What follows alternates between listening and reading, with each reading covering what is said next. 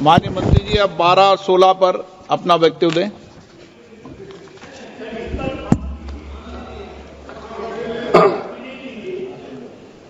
आपका जो जब मैं ओपनिंग करूंगा उसका भी जवाब आएगा और बाकी अमेंडमेंट तो आखिरी में आता ही है।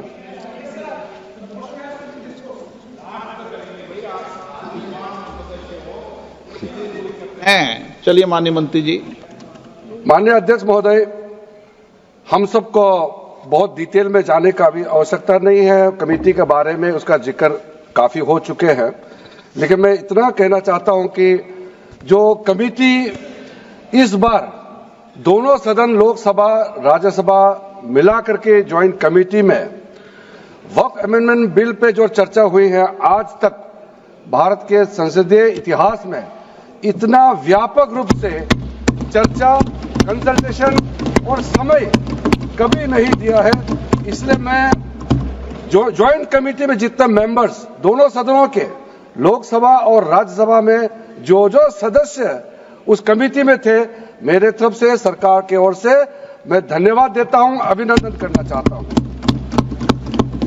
अध्यक्ष महोदय जी, कुल मिलाकर के 97,27,772 याचिकाएं ऑनलाइन, फिजिकल, मेमोरेंडम के रूप में, रिक्वेस्ट के रूप में और सुझाव के रूप में पूरे तरह से सरकार ने देखा है। वो जेपीसी के माध्यम से हो या डायरेक्ट दिया हो, हमने सब उसको देखा है।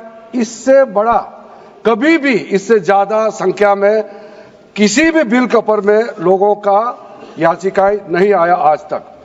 कुल मिलाकर के 284 डेलीगेशन ने अलग अलग समुदाय के जो स्टेक होल्डर्स है, उन्होंने कमेटी के सामने में अपने बात को रखा है, सुझाव भी दिया है।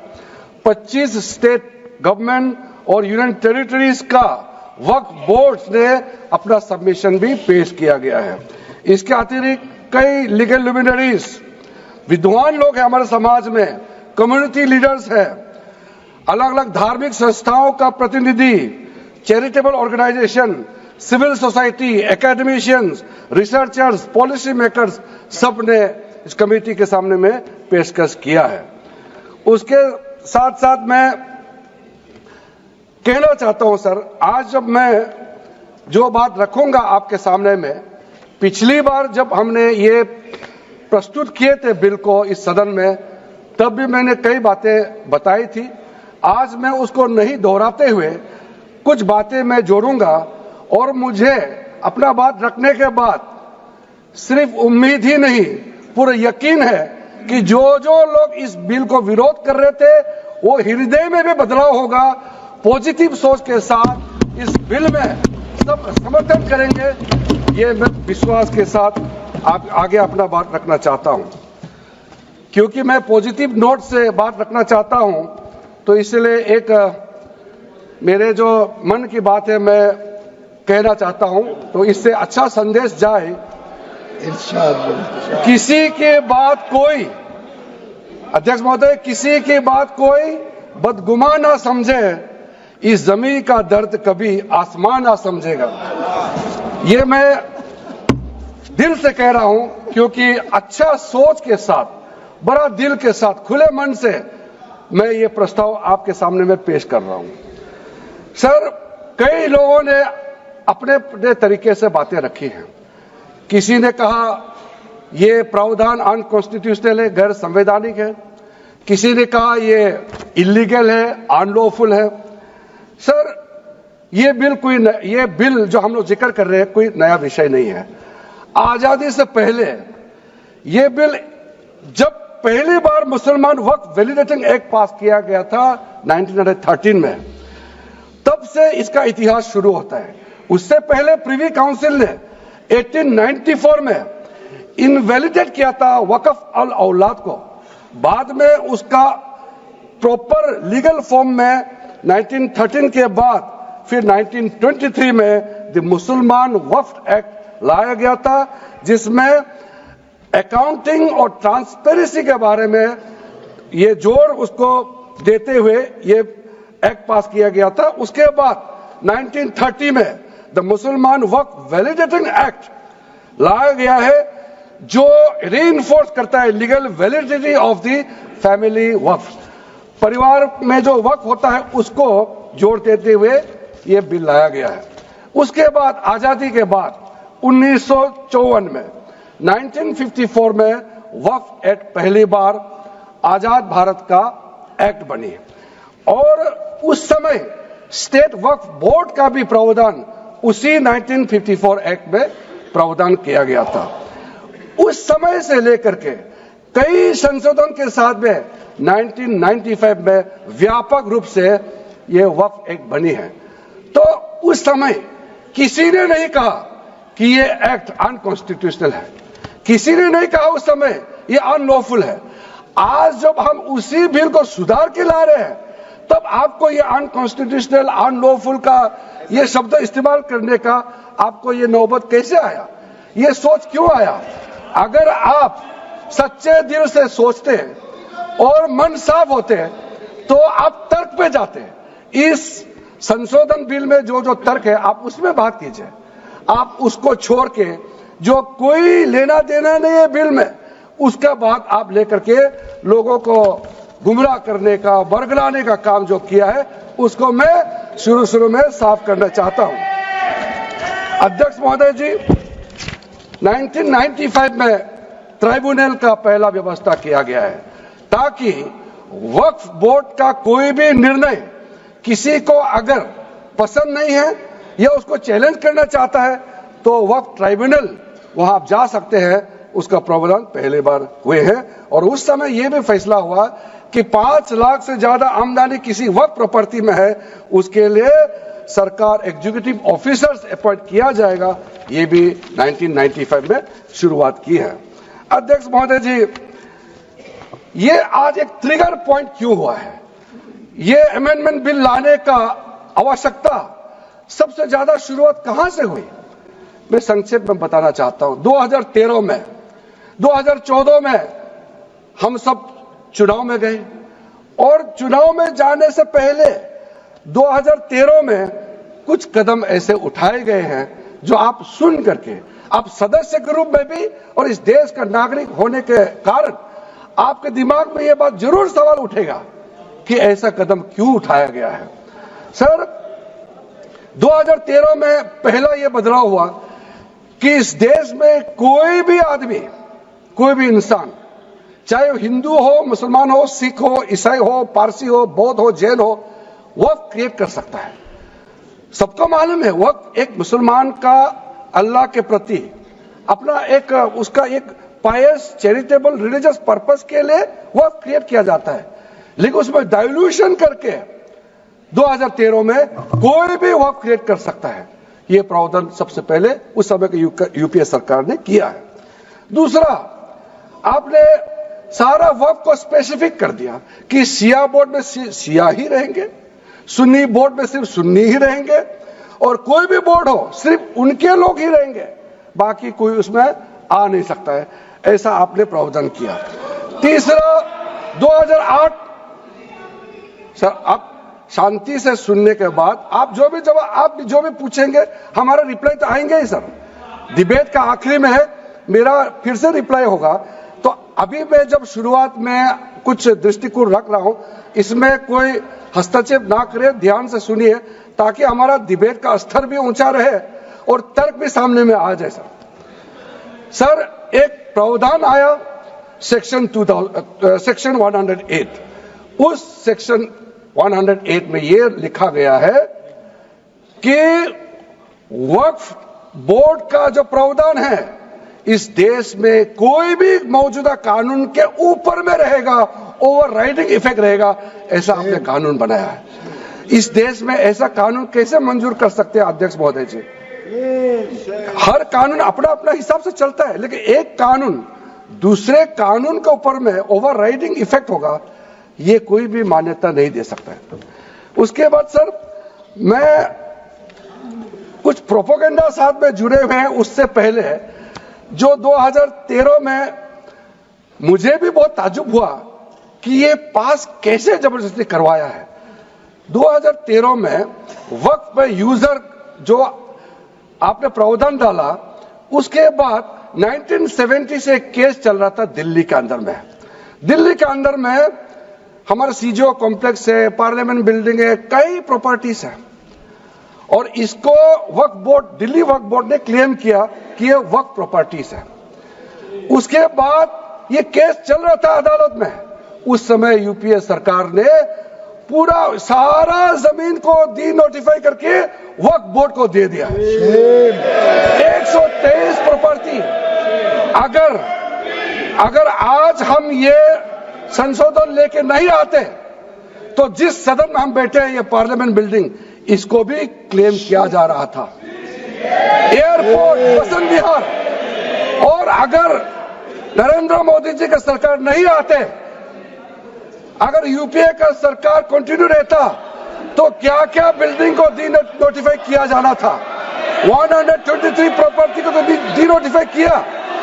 मैं रिकॉर्ड में कह रहा हूं, अपने मन से कुछ नहीं कह रहा हूं, मैं ऑफिशियल रिकॉर्ड का बात बता रहा हूं। अध्यक्ष महोदय, आप काहे को उछल रहे हो?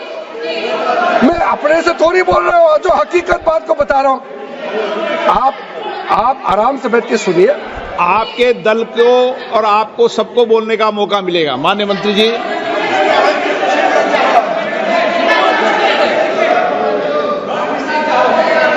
सर, मैं फिर से कह रहा हूं, मैं एक शब्द अपने ओर से नहीं कह रहा हूं, जो घटना है, जो हकीकत है, यही कह रहा हूं। इनको इसमें इतना उछालने का, उत्तेजित होने का कोई मतलब ही नहीं है सर। अध्यक्ष महोदय,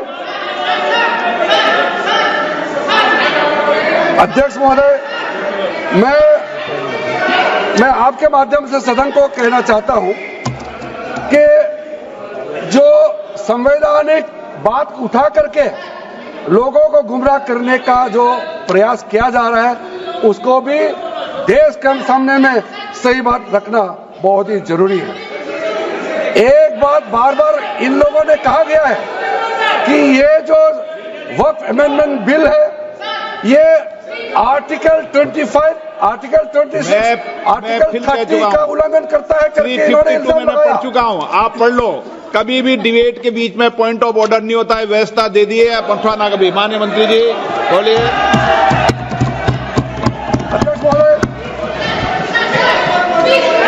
दूसरा विषय इन्होंने समानता का बात उठाया। आर्टिकल 14 का इक्वालिटी को लेकर के उन्होंने सवाल उठाया, उसका भी मैं जवाब देना चाहता हूं। अध्यक्ष महोदय, ये कोई तरीका नहीं है।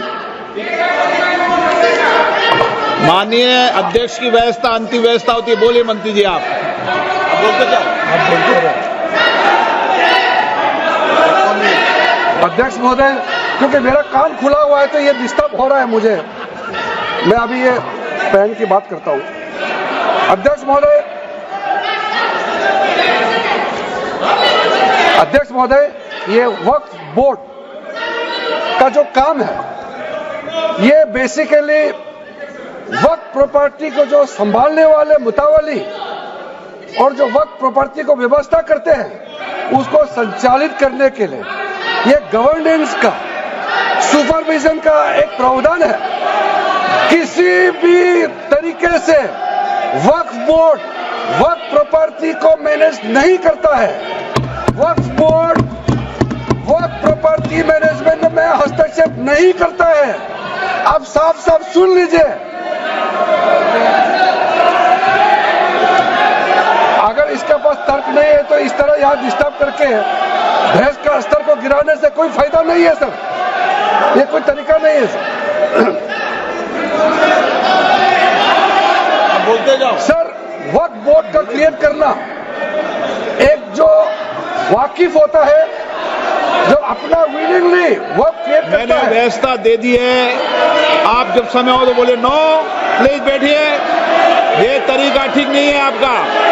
बैठिए आप। नो, बैठिए। माननीय मंत्री जी, सूची है 2013 की प्रॉपर्टी निकाल बताना। पीछे मंगा के देते कहते भी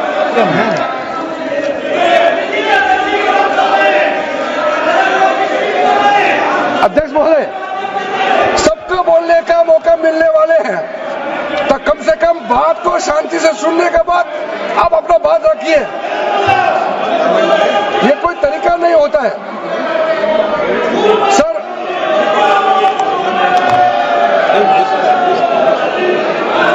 अध्यक्ष महोदय, ये जो उन्होंने गुमराह करने का कोशिश किया गया है, ये मैं कुछ केसेस आपको बताना चाहता हूं सर। आप देखिए आर्टिकल 25(1) क्या कहता है, संविधान का अनुच्छेद आर्टिकल 25(1) कहता है, subject to public order, morality and health and to the other provisions of this part, all the persons are equally entitled to freedom of conscience and the right freely to profess, practice and propagate religion. Sir, government किसी भी धार्मिक व्यवस्था को, किसी भी religious institution, कोई धार्मिक काम में हस्तक्षेप करने नहीं जा रहा है, ना ही वक्फ बोर्ड किसी धार्मिक स्थल की व्यवस्था में कोई भी तरीके से हाथ डालने का प्रावधान है, बिल्कुल नहीं है सर। आप अगर हम कोई नमाज, सर ये क्या झूठ बोल रहे हैं, ये कॉन्स्टिट्यूशन, हम कॉन्स्टिट्यूशन का प्रावधान पढ़ रहे हैं फिर भी झूठ बोल रहे हैं, ये कॉन्स्टिट्यूशन को नहीं मानते हैं सर। किसी मस्जिद का मैनेजमेंट को हम हस्तक्षेप करने का कोई इसमें प्रावधान नहीं लिया जा रहा है। एक मिनट माननीय सदस्य, आप भारत की संसद में बैठे हो, गरिमा मर्यादा बनाए रखो, बैठे बैठे टिप्पणी मत करो। हाँ, आपको जब मौका मिलेगा आप अपनी बात कहना, बैठे बैठे टिप्पणी नहीं कर सकते, ये संसद की मर्यादा नहीं है, ऐसे नहीं चलेगा सदन। सदन व्यवस्था नियम से चलेगा। किसी भी व्यक्ति को बैठे बैठे कोई भी सदस्य जो बोल रहा हो उसके बीच में टिप्पणी करने का अधिकार नहीं है। माननीय मंत्री जी। अध्यक्ष महोदय जी, ये वक्फ बोर्ड का जो प्रावधान किसी मस्जिद, किसी मंदिर, किसी धार्मिक स्थल का व्यवस्था का कोई लेना देना नहीं है, ये सिंपली एक प्रॉपर्टी का मैनेजमेंट का विषय है। ये कोई मुसलमान अपना ज़कात देता है, फितरा देता है, उसको हम पूछने वाला कौन होते हैं? ये आपका धार्मिक भावना से जुड़े हुए चीज है, उसमें सरकार का कोई लेना देना नहीं है। लेकिन ये वक्फ प्रॉपर्टी का मामला है, लेकिन वक्फ प्रॉपर्टी का मैनेजमेंट करता है, मुतवालिज करता है। ये आपको इतना बेसिक ये फर्क जो है अगर समझ में नहीं आते या जानबूझ करके आप नहीं समझना चाहते हैं तो मेरा पास इसका कोई इलाज नहीं है। अध्यक्ष महोदय जी, ये आपके माध्यम से मैं फिर से कहना चाहता हूं कि ये सर क्या ये ऐसा बहस नहीं होता है जी। आप लोग का तर्क रखने का समय में बोलिए, ये बीच में कमेंट पास करने से सर हमारा पॉइंट का फ्लो भी बिगड़ता है और आवाज भी ठीक नहीं हो, अब आवाज भी ठीक से नहीं जाएगा। आप क्या चीज का जवाब देंगे सर? इसमें मैं कई ऐसे केसेस है जिसको मैं रेफर कर सकता हूं, लेकिन सदन में 3 केसेस का मैं रेफर करूंगा तो दूध का दूध पानी का पानी हो जाएगा कि ये धार्मिक व्यवस्था से कोई लेना देना नहीं है। आपको मैं पहला एग्जांपल देना चाहता हूं, सैयद फजल पकुया Thangal versus union of India. इसमें क्या केरला हाईकोर्ट का फैसला है। केरला हाईकोर्ट ने कहा the Waqf board is a statutory body, pure and simple, it is not a representative body of the Muslim community. यह हाईकोर्ट का ऑर्डर है। उसके बाद इलाहाबाद हाईकोर्ट का उधर भी सुन लीजिए, Hafiz Mohammad Zafar Ahmad versus UP central Sunni board of Waqf का जजमेंट सुन लीजिए। A mutawalli's right is purely a right of management of the property and is not a proprietary right. The duties of a mutawalli are purely of a secular character.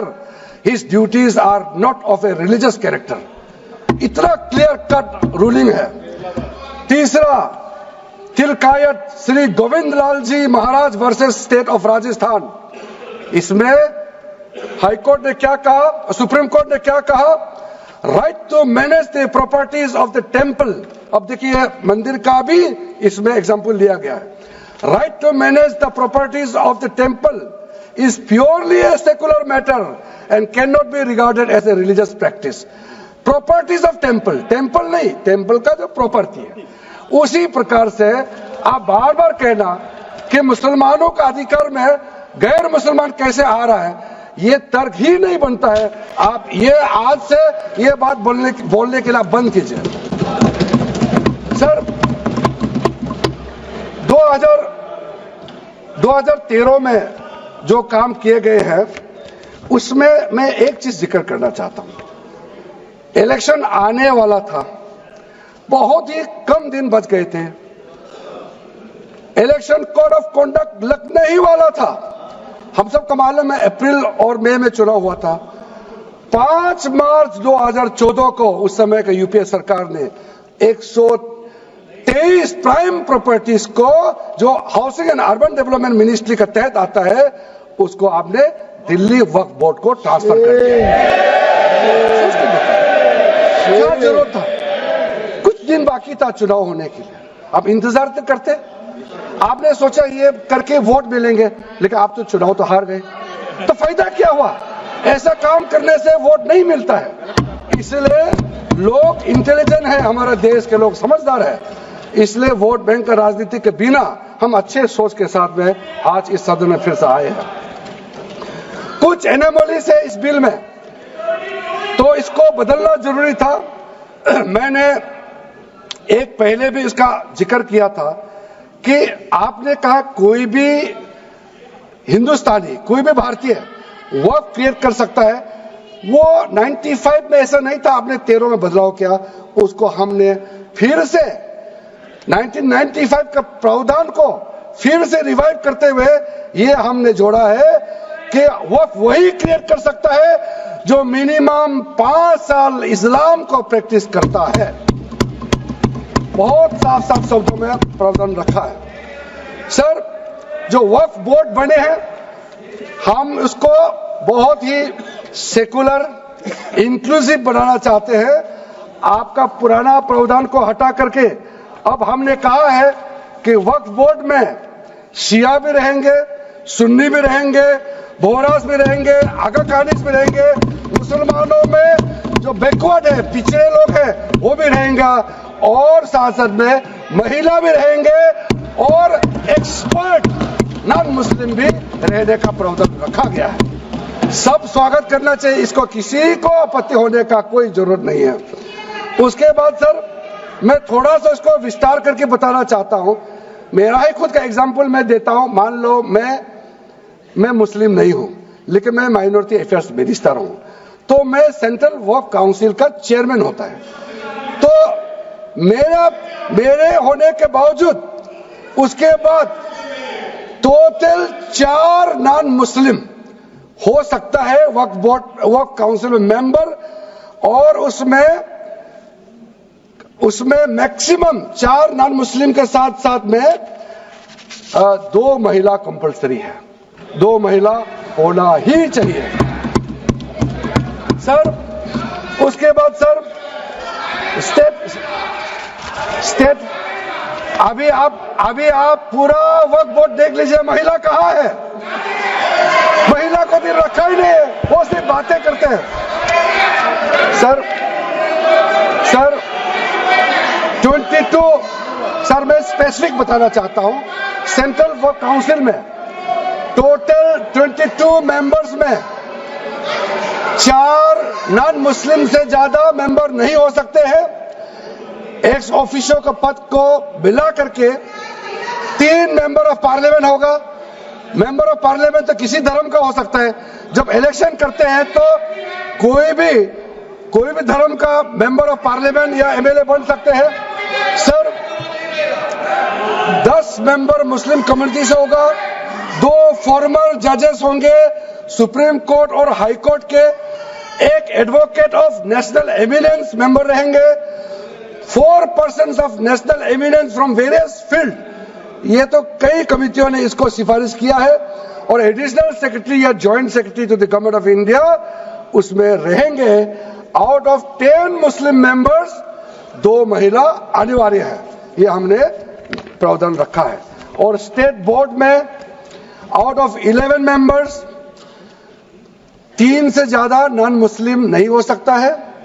X officer को मिलाकर के 1 chairperson, 1 MP, 1 MLA, 4 members from Muslim community, 2 members with professional experience, 1 member of Bar Council and Joint Secretary to the state government dealing with work matters.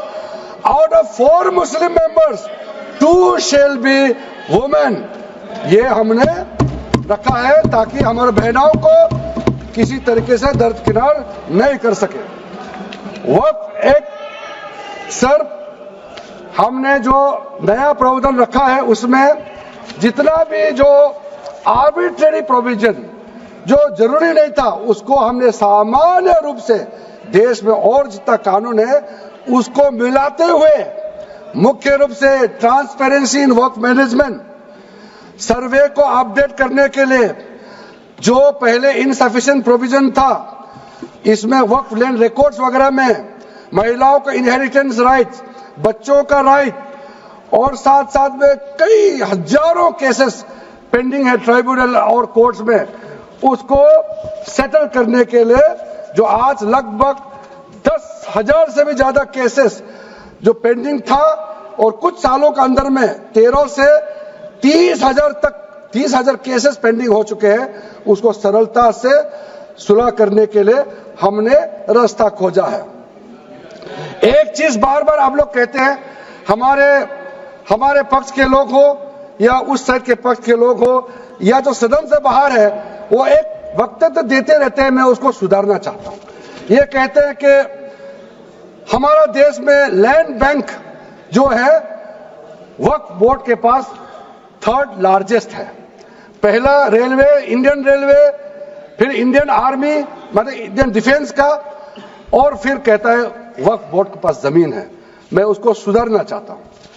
Sir आप भी तो train में चलते हैं, हम लोग भी ट्रेन में चलते हैं, हजारों किलोमीटर ट्रेन का पटरी लगा हुआ है, स्टेशन बना हुआ है। वो ट्रेन का पटरी लगा हुआ है, वो रेलवे का प्रॉपर्टी थोड़ी है, ये तो देश का प्रॉपर्टी है, हम लोग सब चलते हैं उसमें। इसको आप कैसे लगा सकते हैं कि रेलवे के पास इतना है, वक्फ बोर्ड के पास इतना है? वो देश का प्रॉपर्टी है। हमारा डिफेंस के पास कहता है कि 2nd लार्जेस्ट है। डिफेंस के पास जो भी लेने जहां ट्रेनिंग करता है, जहां वो रहता है, या बॉर्डर एरिया में जितना डिफेंस लैंड है वो देश का रक्षा के लिए है। उसको आप कैसे वक्फ प्रॉपर्टी के साथ आप तुलना कर सकते हैं? वक्फ प्रॉपर्टी प्राइवेट प्रॉपर्टी होता है सर। तो इसलिए दुनिया में सबसे ज्यादा वक्फ प्रॉपर्टी हिंदुस्तान में है। सिर्फ हमारा देश में ही नहीं, दुनिया का सबसे बड़ा और सबसे ज्यादा वक्फ प्रॉपर्टी हिंदुस्तान में है। तो फिर ये क्यों है 60 साल तक आप सरकार में रहे हैं, हमारे देश में मुसलमान इतना गरीब क्यों है? जब दुनिया का सबसे ज्यादा वक्फ प्रॉपर्टी हमारा देश में है, तो हमारा गरीब मुसलमानों का पढ़ाई के लिए, मेडिकल ट्रीटमेंट के लिए, स्किलिंग के लिए, इनकम जनरेशन के लिए क्यों काम नहीं हुआ आज तक बताइए? ये दुनिया का सबसे बड़ा वक्फ प्रॉपर्टी अगर हिंदुस्तान में है, तो उस प्रॉपर्टी से गरीबों का उत्थान के लिए, लोगों का भला के लिए अगर ये सरकार नरेंद्र मोदी जी के नेतृत्व में गरीब मुसलमानों के लिए काम कर रहा है, तो इसमें आपत्ति क्यों होना चाहिए? आप लोग बताइए।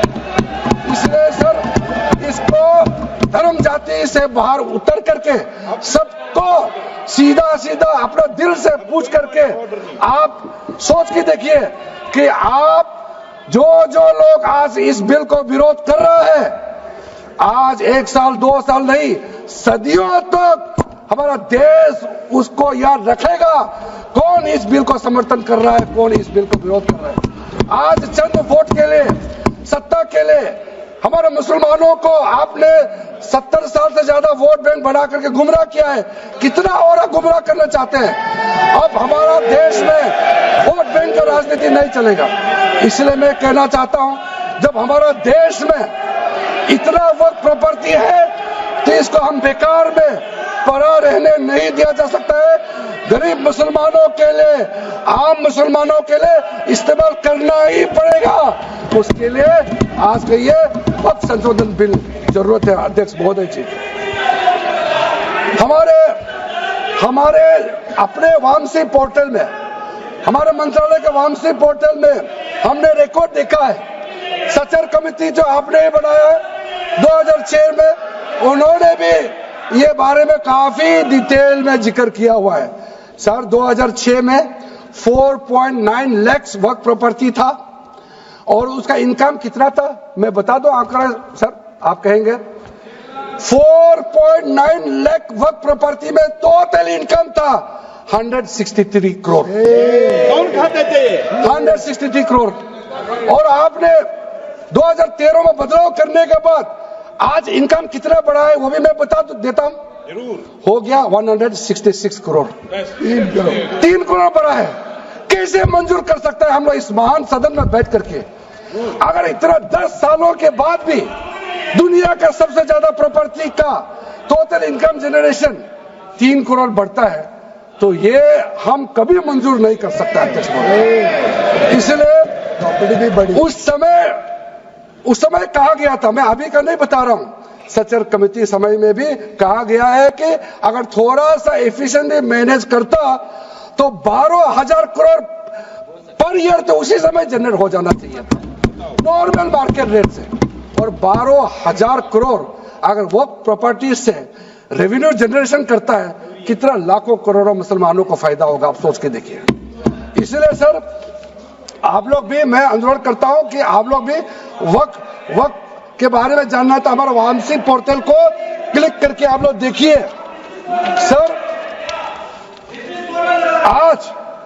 आज वो 4.9 लाख से बढ़ करके टोटल वक्फ प्रॉपर्टी बन गया है 8.72 लाख।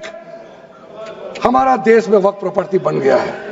और आप कल्पना कीजिए 8.72 लाख प्रॉपर्टी वक्फ का है, उसको अगर हम सही तरीके से मैनेजमेंट करता तो हमारा मुसलमानों का ही नहीं है, देश का तकदीर बदल जाएगा। इतना प्रॉपर्टी हमारे पास। अब समझिए चीज को। सर मैंने अभी कई राज्यों का दौरा किया अध्यक्ष महोदय, मैंने कई राज्यों का दौरा किया। मैं एक एग्जांपल आपको जरूर देना चाहूंगा। मैं बहुत इंप्रेस हो गया जब मैं पिछली बार जम्मू कश्मीर गए। जम्मू कश्मीर में हमारा नई वहां वक्फ बोर्ड का चेयरपर्सन बनी और मैंने पूछा कि आप जब वक्फ बोर्ड का चेयरमैन बनी तो उस समय क्या हालत थी और आज क्या हालत है। उन्होंने बोला कि सर जब उन्होंने पदभार संभाली तो उसमें कोई इनकम का, कोई व्यवस्था का, रिकॉर्ड का ठीक ठाक कुछ भी नहीं था। और उन्होंने आने के बाद 40 करोड़ रेवेन्यू इनकम उन्होंने जनरेट करना शुरू किया, मुझे बताया। और उसके वजह से वह काफी अच्छा काम कर रहा है। मैं हजरत बल श्राइन भी गए और वहां भी मरम्मत चल रहे हैं। इतना पुराना श्राइन है, दुनिया के लोग आते हैं, बहुत खूबसूरत से उसका सारा आसपास का ब्यूटिफिकेशन का काम भी चल रहा है। अगर अच्छा काम करेगा, रेवेन्यू बढ़ेगा तो सबका फायदा होगा सर। इसलिए सर आप लोग आज बिल को समर्थन करने के बाद मेरे ऑफिस में आइए। 1 साल के अंदर में इसका ट्रांसफॉर्मेशनल इंपैक्ट क्या होता है मैं ही आप लोगों को बता दूंगा। सर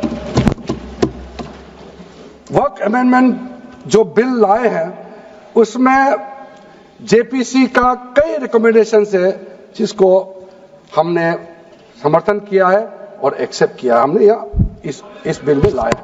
इसलिए बोलना कि जेपीसी का आपका कमेटी की बात को माना ही नहीं है, आपका कमेटी की बात नहीं सुना गया है, वो गलत बात है सर। अध्यक्ष महोदय जी पार्लियामेंट्री कमेटी जब बनता है तो उसका एक अपना सैंक्टिटी होता है और उस कमेटी में खुले बहस हुए हैं।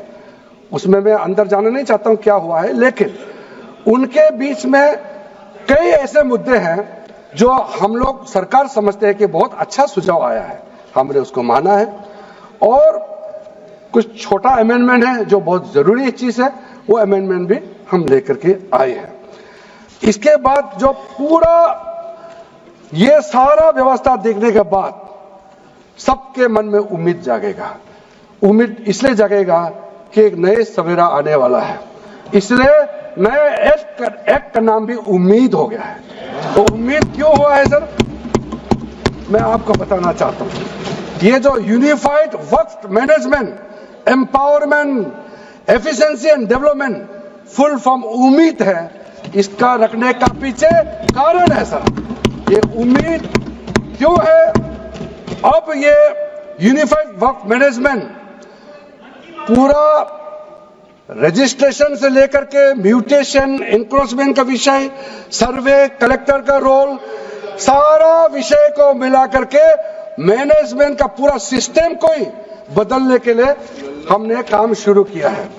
उसके बाद एम्पावरमेंट, कैसा एम्पावरमेंट होने वाला है? मैंने पहले भी जिक्र किया, मुसलमानों में भी जो शियास हैं, सुन्नीस हैं, बोरास, आकानीस, पसमानदा मुस्लिम्स हैं जिसको बैकवर्ड माना जाता है, और विशेष करके महिलाएं और बच्चों के लिए जो हमने प्रावधान रखा है, तो ये मुसलमान का कम्युनिटी के अंदर में इतना जोरदार स्वागत हो रहा है। अध्यक्ष महोदय, यहां में कुछ मेंबर विरोध जरूर कर रहे हैं, लेकिन मैं कुछ मेंबर को मेरे घर में मैं न्योता देना चाहता हूं। और जो मुस्लिम डेलीगेशन मेरे घर में आ रहे हैं, स्वागत कर रहे हैं इस बिल को, उसका भी नजारा आप लोग देख लीजिए। आपका सोच बदल जाएगा। आपको नहीं मालूम मुसलमानों में कितना भयंकर समर्थन कर रहा है इस बिल को लेकर के, आप लोग को मालूम ही नहीं है। करंट अंदर में गरीब मुसलमानों का तो संदेश बार बार आ रहा है कि जल्दी पास कीजिए इस बिल को। इसलिए आप लोग संदेह में मत रहिए। एफिशिएंसी को हमने बढ़ाने का काम किया है। टेक्नोलॉजी का उपयोग करते हुए सेंट्रलाइज्ड डेटाबेस होगा, डिजिटल पोर्टल होगा, कोई छुप के अंधेरे रातों में वर्क क्रिएट नहीं कर सकता है। इसका पूरा रजिस्ट्रेशन का प्रावधान है, ट्रैकिंग होगा, निगरानी रखा जाएगा, कंप्लायंस का प्रावधान है, और जो मैनुअल हाथों से जो गलत होगा उसका भी करेक्शन करने का प्रावधान है। ब्यूरोक्रेटिक डिले होता है उसका भी समाधान हमने पूरा बिल में तरीका बना के रखा हुआ है। और आखिर में इसका ऑडिट प्रॉपर होना चाहिए, तो ऑडिट का भी प्रावधान हम लोग राज्य सरकार को ऊपर में छोड़ा है, क्योंकि आखिर तो सारा प्रॉपर्टी का अथॉरिटी राज्य सरकार का है। बोर्ड का अपॉइंटमेंट भी राज्य सरकार को करना है, केंद्र सरकार का कोई रोल नहीं है। लैंड स्टेट सब्जेक्ट है, सारा राज्य सरकार को ही करना है। इसलिए राज्य सरकारों को हम फुल अथॉरिटी देने के साथ साथ हमारा जो मंत्रालय है वो ऑनलाइन हमेशा जुड़ा रहेंगे कि जो वर्क प्रॉपर्टी क्रिएट किया गया है उसका स्टेटस है वामसी पोर्टल से मिला करके हम लगातार टच में रहेंगे। इसलिए कोई इसमें ये नहीं सोचना है कि सेंट्रल गवर्नमेंट कोई एक्स्ट्रा पावर हड़पने जा रहा है क्या, बिल्कुल सोचने का नहीं है। ये टोटली स्टेट गवर्नमेंट का अधीन है और राज्य सरकारें ही इसका निगरानी में आगे काम करना है। उसके बाद सर जो पर्पस के लिए वर्क क्रिएट किया जाता है, बेसिकली 3 पर्पस होता है, रिलीजियस, चैरिटेबल एंड पायस।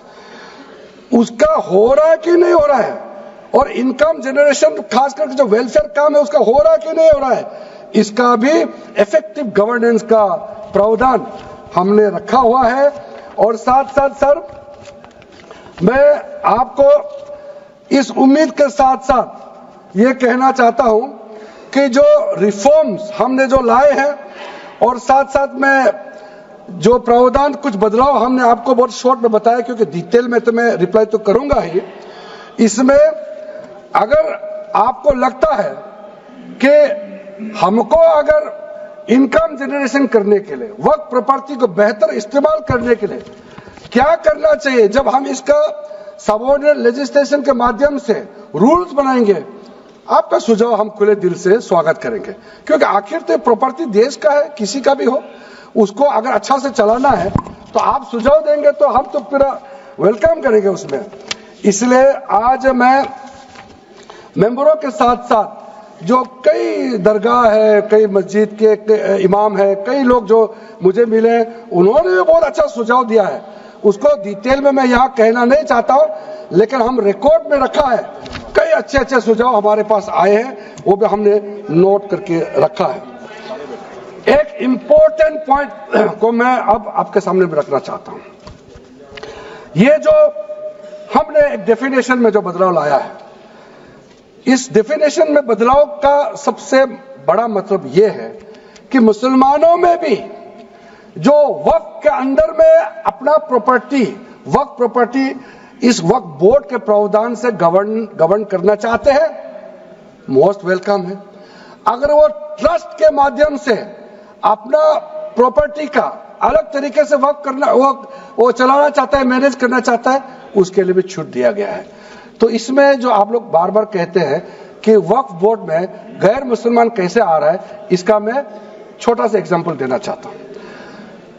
अभी हम लोग किसी धर्म, किसी जाति का हिसाब से तो हम एमपी नहीं बने हैं, हम तो ऐसे सिटीजन होकर के एमपी बने हैं। तो अगर मेरा कॉन्स्टिट्यूंसी वाला हमको कहेंगे कि किरण रिजिजू मेरा यहाँ नहीं आ सकता है, हमारा धर्म और तुम्हारा धर्म अलग है, तो कैसे होगा? मैं तो एज ए एमपी, मेरे पास अथॉरिटी है, मैं जा सकता हूँ। उसी प्रकार से आपका ट्रस्ट है, ट्रस्ट को चलाता है चैरिटी कमिश्नर। तो ट्रस्ट वाला कैसे कहेंगे कि चैरिटी कमिश्नर मेरा जात का ही होना चाहिए? चैरिटी कमिश्नर तो गवर्नेंस को संभालने के लिए है, चलाता तो ट्रस्ट है। उसी प्रकार से आप कैसे कह सकते कि मेरा वक्फ प्रॉपर्टी को देखने के लिए वक्फ बोर्ड में गैर मुसलमान नहीं हो सकता है? अब कैसे कह सकते हैं? ये तर्क को आप थोड़ा गहराई से सोचिए, क्योंकि ये बार बार कहा गया है, मैं नाम नहीं लूंगा, वो बाद में तो बोलेंगे हमारे कुछ लोग हैं कि मुस्लिम का अफेयर्स में नॉन मुस्लिम क्यों आ रहा है। अरे ये धार्मिक व्यवस्था से कोई लेना देना नहीं है, मैं बार बार कह रहा हूं। इसलिए ये प्रॉपर्टी है, वक्फ प्रॉपर्टी है, आप लोग इसको समझिएगा। उसके बाद सर, ये जो हमने जो 2013 के बाद कुछ बदलाव जो किए हैं, वक्फ बाय यूजर में कुछ लोग ने शंकाएं व्यक्त किया, कह रहा कि वक्फ बाय यूजर हटाने के बाद अब सरकार जो है मस्जिदें छीन लेंगे, दरगाह छीन लेंगे, मुसलमानों का प्रॉपर्टी छीन लेंगे, ऐसे बोलते हुए मैंने सुना है। इस तरह का कई जगह में बोला है। मैं इसमें साफ साफ कहना चाहता हूं, हम लोग सब हर किसी ना किसी राज्य से आते हैं।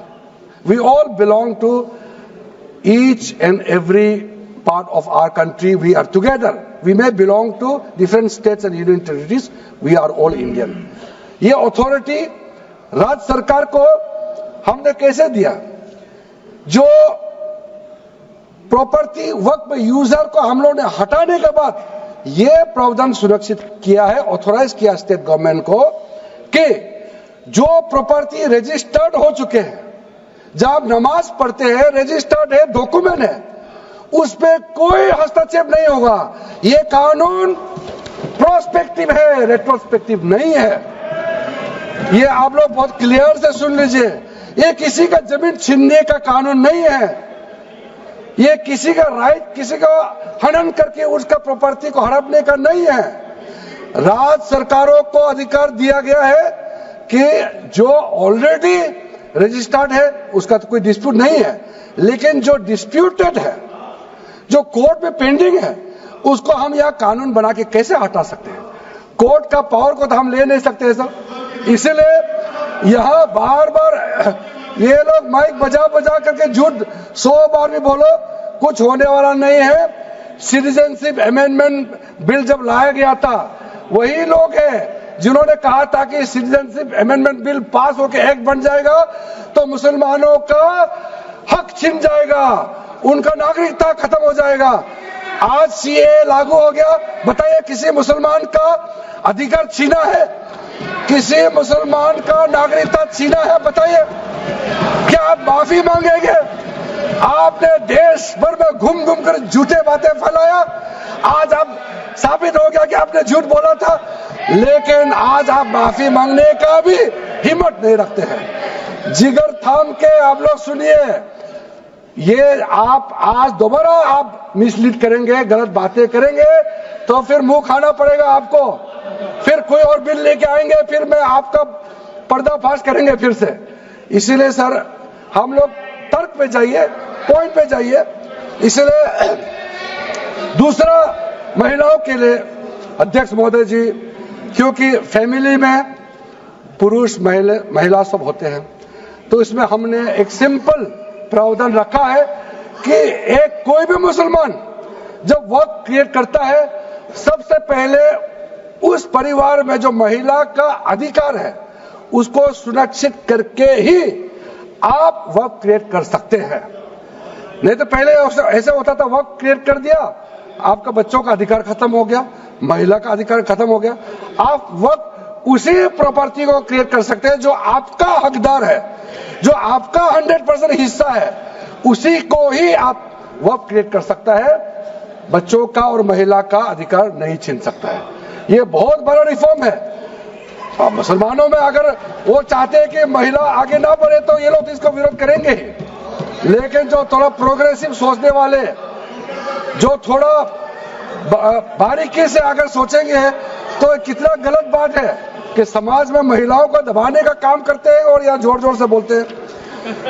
अध्यक्ष महोदय जी, सारा मैनेजमेंट जो सरकार का जमीन या प्राइवेट का जो जमीन है, इसका कलेक्टर को इन्होंने कमेटी के माध्यम से सुझाव किया है कि हर चीज कलेक्टर को क्यों ऑथोराइज किया गया है। तो कमेटी के बात को माना है कि कलेक्टर से ऊपर कोई भी अधिकारी, कलेक्टर से ऊपर जो अधिकारी है वो देखेंगे सरकारी जमीन और कोई डिस्प्यूट है वक्फ बोर्ड के साथ या किसी मुतावली के साथ डिस्प्यूट है, उसका जांच कलेक्टर के ऊपर अधिकारी करेंगे। ये कमेटी ने सुझाव दिया था और उसी को मान करके आज इस सदन में पेश किया जा रहा है। एक महत्वपूर्ण सुझाव हम लेके आ रहे हैं, अमेंडमेंट लेके आ रहे हैं, इसमें मैं मानता हूं कोई विरोध नहीं करेगा। ये इसमें शुरू में छूट गया था, मैं सर खुले दिल से आपको कहना चाहता हूं, लेकिन बहुत सोच समझ के साथ ये प्रावधान अमेंडमेंट हम लेके आ रहे हैं कि जब आप वक्फ प्रॉपर्टी क्रिएट करेंगे तो ऐसा नहीं होना चाहिए कि आप ट्राइबल एरिया में जाकर के आदिवासी का जमीन को आप वक्फ क्रिएट कर दें। ये नहीं होना चाहिए। इसलिए हमारा देश के आदिवासियों का संरक्षण को ध्यान में रखते हुए शेड्यूल 5 और शेड्यूल 6 में आप वक्फ प्रॉपर्टी क्रिएट नहीं कर सकते हैं। ये एक महत्वपूर्ण अमेंडमेंट लेके आया है। डिटेल में अब आगे अध्यक्ष महोदय आपको मैं बताऊंगा। वक्फ ट्राइब्यूनल के बारे में सर मैं संक्षेप में, अभी फ्लोर खुलने वाले हैं, मैं आपके हाथ फ्लोर छोड़ने वाले हैं, तो मेरा जो वाइंड आपको आप ध्यान से सुन लीजिए। जो ट्राइब्यूनल है, ट्राइब्यूनल में 2 मेंबर का हमने प्रस्ताव रखा था, तो कमेटी ने कहा कि 2 मेंबर ठीक नहीं है, इसमें 3 मेंबर होना चाहिए। ये प्रस्ताव भी मंजूर किया गया है। तो वक्फ ट्राइब्यूनल में 3 मेंबर होगा फिक्स टेन्योर का साथ, और उसमें आज टोटल लिटिगेंट्स 14,417 केसेस है। आप सोच के देखिए, तो ट्राइब्यूनल में जल्दी जल्दी केस डिस्पोज हो, 3 मेंबर्स का ट्राइब्यूनल बनाया गया है। उसके बाद में उसका टेन्योर को फिक्स किया गया है। उसके बाद में जो एक बहुत स्ट्रिंजेंट प्रोविजन था, पहले ऑटोमेटिक अपील करने का राइट नहीं था, स्पेशल रिव्यू पिटीशन ही कर सकते थे ट्राइब्यूनल के ऑर्डर के बाद। तो आज हमने एक अच्छा सोच के साथ खुला मन से ये कहा है कि अब अगर आप वक्फ बोर्ड का निर्णय से खुश नहीं है, वक्फ ट्राइब्यूनल का निर्णय से खुश नहीं है, तो आप अदालत जा सकते हैं। ये रास्ता भी हमने खोल दिया है। उसके बाद सर कंट्रीब्यूशन, एनुअल कंट्रीब्यूशन, ये भी आपका ही सुझाव था कमेटी वालों का कि जो कंट्रीब्यूशन देते हैं वक्फ बोर्ड मुतावली जो देते हैं उसको घटाना चाहिए, तो उसको 7% से 5% घटा दिया है। ताकि ज्यादा पैसा आप चैरिटेबल पर्पस के लिए खर्चा कर सके। तो अच्छा जो प्रॉपर्टी मैनेज करता है वो तो सरकार को शाबाशी देंगे। उसके बाद एक बहुत ही महत्वपूर्ण प्रावधान है जो हमको रखना पड़ा, आपने लॉ ऑफ लिमिटेशन को इस वक्फ बोर्ड का प्रावधान से हटा दिया था, इसको हमने लगाया है।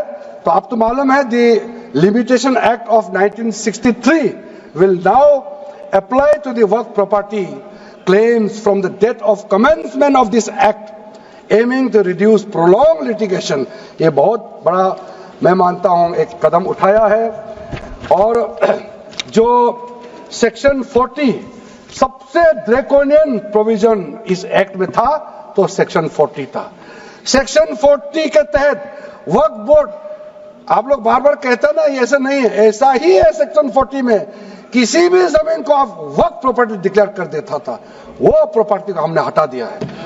वो कोई भी जमीन को वक्फ प्रॉपर्टी डिक्लेयर करके फिर किसी गरीब के लिए नहीं करना है। वो लोग कुछ लोग चंद लोग अपने के लिए अपने फायदा के लिए इस्तेमाल करते हैं। ओवैसी मैं तो नाम नहीं लूंगा, लेकिन सर ये प्रावधान को इतना मिसयूज हुआ, इसलिए तो इतना लाखों प्रॉपर्टी की संख्या बढ़ गई। अब किसी प्रॉपर्टी को कैसे आप क्लेम कर सकते हैं? इसलिए इस सेक्शन 40 की वजह से अध्यक्ष महोदय जी, इस सेक्शन 40 की वजह से कई मुद्दे इस देश में आया है।